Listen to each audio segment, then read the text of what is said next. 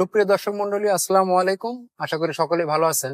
আজকে যে বিষয়টি নিয়ে আপনাদের সামনে হাজির হয়েছি, বিষয়টি হচ্ছে অগ্রক্রয় বা প্রিএম্পশন সম্পর্কে।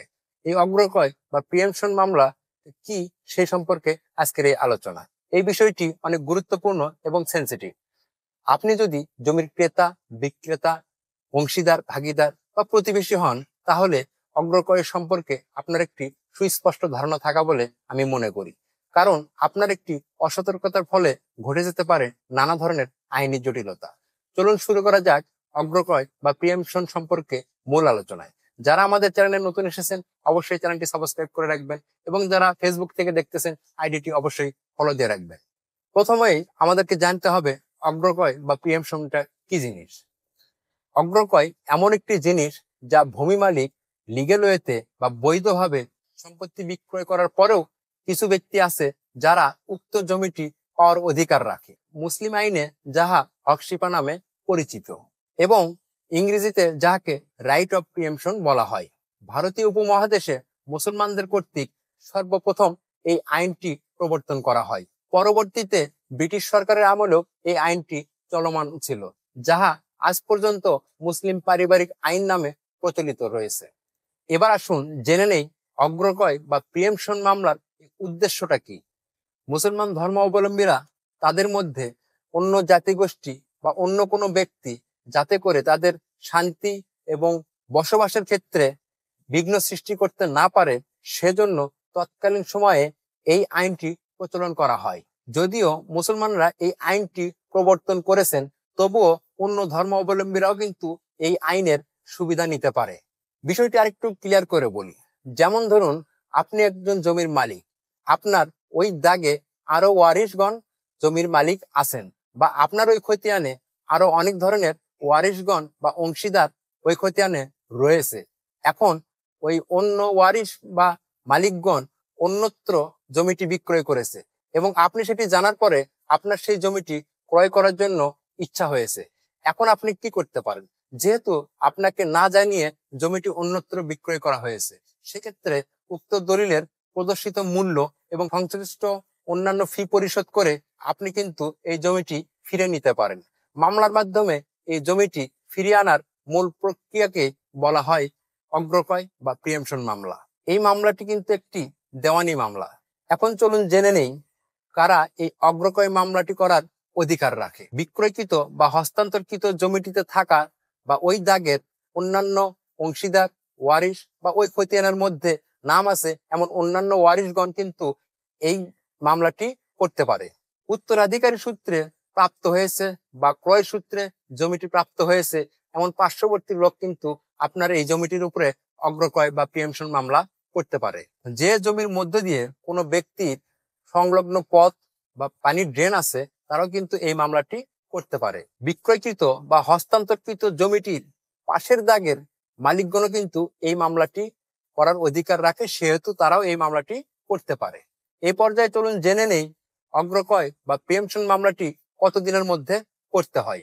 সম্পত্তি হস্তান্তর হওয়ার পর বা দলিল হওয়ার পর থেকে সর্বোচ্চ 3 বছরের মধ্যে আপনার এই মামলাটি করতে হবে। কিন্তু উক্ত সম্পত্তিটি বিক্রয় হওয়ার পর যদি জানাজানি হয়, সেক্ষেত্রে কিন্তু আপনাকে জানার পরেই কৃষি জমি 2 মাসের মধ্যে এবং অকৃষি জমি কিন্তু 4 মাসের মধ্যে আপনাকে মামলাটি করতে হবে। এবার চলুন জেনে নেই এই অগ্রক্রয় বা প্রিএম্পশন মামলা করতে কত টাকার প্রয়োজন বা এর খরচটা কি। রাষ্ট্রীয় অধিগ্রহণ এবং প্রজাস্বত্ব আইনে 2006 সালের সংশোধন অনুযায়ী আপনাকে দলিলে উল্লেখিত বা প্রদর্শিত মূল্য কিন্তু আপনাকে ফেরত দিতে হবে এবং উক্ত দলিলের শতকরা বার্ষিক 25% হারে কিন্তু আপনাকে জরিমানা প্রদান করতে হবে। এছাড়াও উক্ত দলিলে উল্লেখিত মূল্যের শতকরা বার্ষিক 8% হারে কিন্তু আপনাকে সুদ প্রদান করতে হবে। এই সমস্ত টাকা পয়সা হিসাব করে যদি আপনার সাধ্যের মধ্যে হয়, তবেই কিন্তু এই মামলাটি আপনি করতে পারেন। এবার চলুন জেনে নেই অগ্রক্রয় বা প্রিএম্পশন মামলাটি কে কে করতে পারবে না বা কারা এই মামলাটি করতে পারবে না। দেখুন, সব জিনিসেরই কিন্তু একটা সুবিধা এবং অসুবিধা, উপকার এবং অপকার দুটোই আছে। তেমনি এই মামলাটিতেও কিন্তু এরকম একটি সিস্টেম রয়েছে। যে সিস্টেমে আপনি মামলা করতে পারবেন এবং আরেকটি সিস্টেমে আপনি মামলাটি করতে পারবেন না। চলুন জেনে নেই তাহলে কোন কোন ক্ষেত্রে মামলাটি আপনি করতে পারবেন না। আপনার যদি অগ্রকয়ের অধিকার ক্ষুণ্ণ হয়, যেমন পূর্বে আমি যে কথাগুলো বলেছিলাম যে কারা কারা এই মামলাটি করতে পারবে, তাদের ওই শর্তের মধ্যে যদি আপনি না পড়েন তাহলে কিন্তু আপনি মামলাটি করতে পারবেন না। দ্বিতীয়ত, মামলাটি করার সময় যদি পেরিয়ে যায়, ধরুন মেয়াদ যদি আপনার অতিক্রম হয়ে যায়, 3 বছর যদি অতিবাহিত হয়ে যায়, তাহলে কিন্তু আপনি এই মামলাটি করতে পারবেন না। জমির বিক্রেতা বা দাতা যদি পুনরায় তার নামে জমিটি ফিরিয়ে নেয়, সেক্ষেত্রে কিন্তু আপনি এই অগ্রক্রয় মামলা বা প্রিয়েনশন মামলাটি করতে পারবেন না। বিক্রিত জমিটি যদি বসতবাড়ি হয়, সেক্ষেত্রে কিন্তু আপনি মামলাটি করতে পারবেন না। স্বামী স্ত্রীকে বা স্ত্রী স্বামীকে উইল বা দান মূলে কোনো সম্পত্তি প্রদান করেছে, সেই সম্পত্তিতে কিন্তু আপনি অগ্রক্রয় বা প্রিয়েমশন মামলা করতে পারবেন না।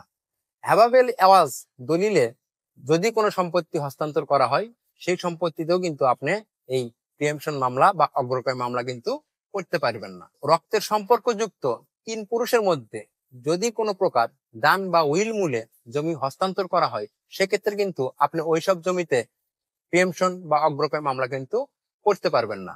মুসলমান আইনে ওয়াকফ বা কোনো ধর্মীয় প্রতিষ্ঠানে বা দাতব্য উদ্দেশ্যে যদি কোনো সম্পত্তি ওয়াকফ করা হয় বা দান করা হয়, সেই সমস্ত প্রতিষ্ঠানের বিরুদ্ধে কিন্তু আপনি অগ্রক্রয় বা প্রিয়েমশন মামলা কিন্তু করতে পারবেন না। তাহলে আমরা কিন্তু জেনে নিলাম এই অগ্রক্রয় বা প্রিয়েমশন মামলা সম্পর্কে খুঁটিনাটি সমস্ত বিষয়। আশা করি আগামীতে এই বিষয় নিয়ে আর আপনার কোনো ঝামেলা থাকার কথা না। আপনি যদি জমিটি ক্রয় বা বিক্রয় করতে চান, সেক্ষেত্রে আমার মতামত অনুযায়ী আপনি আগে আপনার ওই জমিটির অংশীদার যারা আছে বা পার্শ্ববর্তী যারা আছেন তাদেরকে আপনি জানিয়ে দিন, এবং বিক্রয় করার জন্য আপনি একটি হস্তান্তর নোটিশ কিন্তু আপনি ওয়ারিশগণের নিকট কিন্তু প্রেরণ করতে পারেন। সেক্ষেত্রে তারা যদি এই জমিটি নিতে অপারগ প্রকাশ করে, তাহলে কিন্তু আপনি জমিটি অন্যত্র বিক্রয় করতে পারবেন।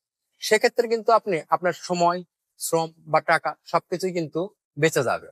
পরিশেষে একটি কথাই বলতে চাই, আমাদের এই ভিডিওটি যদি আপনার ভালো লেগে থাকে, তাহলে অবশ্যই আপনার পরিচিত জনদের মাঝে ভিডিওটি শেয়ার করবে, যাতে করে তারা এই বিষয়টি উপলব্ধি করতে পারে এবং সতর্ক থাকতে পারে।